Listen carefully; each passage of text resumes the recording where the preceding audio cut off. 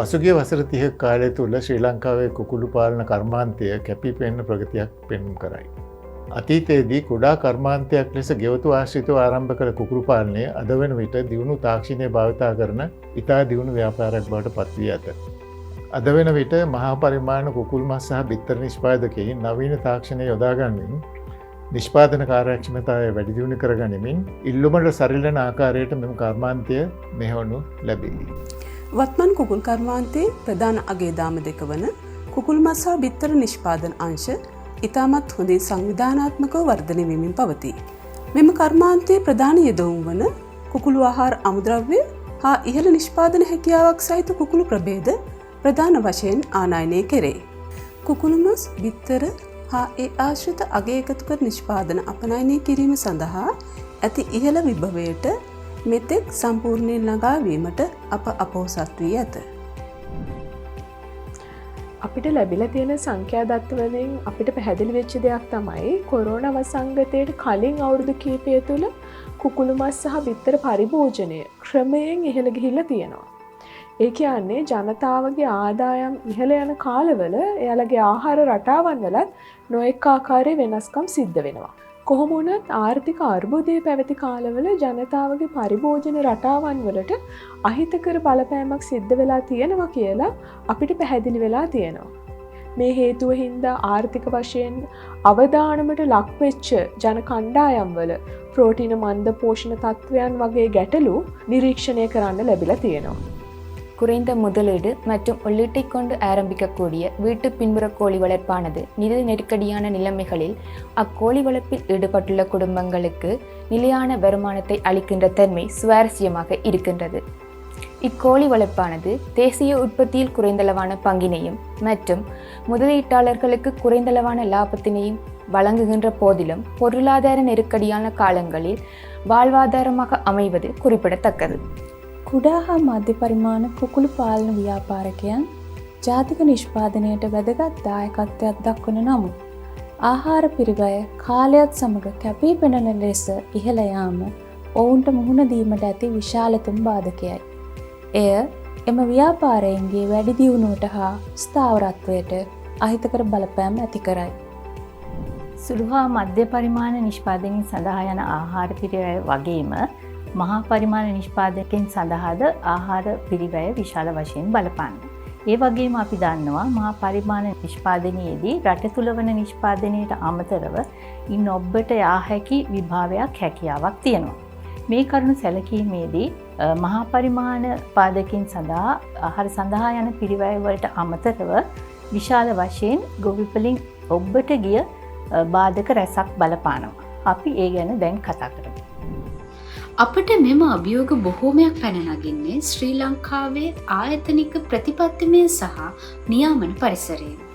මේ වන විට හිතකර ප්‍රතිපත්තිමය රාමුවක් තිබුණේ නම් ශ්‍රී ලංකාවට ගෝලීය කුකුල් මස් සහ බිත්තර වෙළඳපොළෙහි ස්ථානගත වීමට ඉඩ තිබුණි.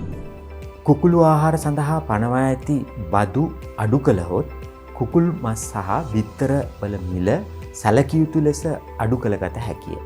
මේ තුලින් මෙම ව්‍යාපාරයේ පිරිවැය දැරිය හැකි මට්ටමකට ගෙන යා හැකි අතරම මෙම ශාස්ත්‍රයේ තරඟකාරීත්වය වැඩි දියුණු කරගත හැකිය.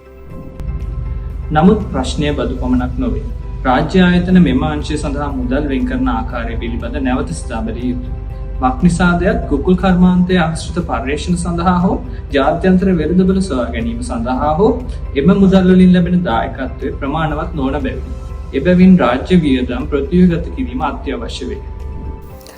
කුකුල් මස් සහ බිත්තර නිෂ්පාදනය කියලා කියන්නේ අපට රටක් හැටියට ආඩම්බර වෙන්න පුළුවන් ප්‍රගතියක් ලැබූ කර්මාන්තයක්.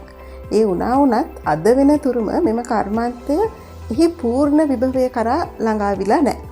ඒකට හේතුව තමයි මේ කර්මාන්තයේ නියැලිලා ඉන්න සමහර කර්මාන්තකරුවන් අතර තියෙන තරඟකාරීත්වය අපේ අපේක්ෂිත මට්ටමට නැහැ.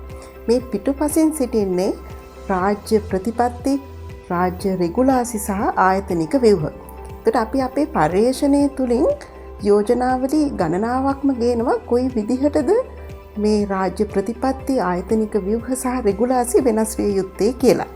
ඒකට ඇත්තටම කියනවා නම් අපි නිර්දේශ කරන්නේ මීට වඩා ලිහිල් වූ මීට වඩා සරල වූ සහ මීට වඩා නිශ්චිත වූ රාජ්‍ය ප්‍රතිපත්ති රෙගුලාසි සහ ආයතනික ව්‍යුහ. උදාහරණයක් විදිහට ගත්තොත් එහෙම අපි බඩඉරිඟු ආනයනය ගත්තම බඩඉරිඟු තමයි කුකුල් කර්මාන්තයේ තියෙන ලොකුම අමුද්‍රව්‍ය. මේ ආනයන ක්‍රමය පදනම් වෙලා තියෙන්නේ ආනයන සලාක ක්‍රමයක් මත. අපි යෝජනා කරනවා මේ සලාක ක්‍රමය වෙනුවට තීරුබදු සම්බන්ධ ආනයනික ප්‍රතිපත්ති ව්‍යුහයක් ගේන්න කියලා. ඇත්තටම කියනවා නම් අපේ අභ්‍යන්තර බදු ප්‍රතිපත්තිය බැලුවම උනත් මේ වගේ සංකීර්ණතා අපිට පේනවා. ඒ වගේ ප්‍රතිපත්තීන් වල උනත් මීට වඩා සරල බවක් අවශ්‍යයි. ඒ වගේම අපිට පේනවා රජය නිතර මැදිහත් වෙනවා මිල පාලනය සඳහා. අපි යෝජනා කරන්නේ මොකක් හරි වෙළඳපළක මිල එම වෙළඳපළ බලවේග විසින් තීරණය කළ යුතුයි කියලා. ඇත්තම කියනවා නම් මිල පාලනයක් නෙමෙයි අපිට අවශ්‍ය වෙන්නේ මිල පුරෝකථනයක්. ඒ වගේම අපිට පේන දෙයක් තමයි අපි අපනයනයට නැඹුරු වූ ව්‍යාපාරිකයන්ට ඒ තරම්ම දිරිදීම් කරන්නේ නැහැ. ඒකට අපේ අධ්‍යයනයෙන් යෝජනා කරනවා අපනයන කරුවන්ට විශේෂ බදු සහන ලබා දෙන්න කියලා. ඒ වගේම අපි යෝජනා කරනවා අපේ රාජ්‍ය ආයතනවල මීට වඩා හොඳ සම්බන්ධීකරණයක්. ඇත්තටම කියනවා නම් කුකුල් කර්මාන්තයේ නියාමනය කරන රාජ්‍ය ආයතන ගණනාවක් තියෙනවා. ඒතර මෙම ආයතන හොඳට එකතු වෙලා වැඩ කරේ නැත්නම් අපිට බලාපොරොත්තු වෙන්න බෑ අපි හොඳ සේවයක් මෙම කර්මාන්තයට කරනවා කියලා. ඒතර මේ වගේ යෝජනා වලින් අපි බලාපොරොත්තු වෙන්නේ මෙම කර්මාන්තයේ තරගකාරීත්වය ඉහළ දාන්න.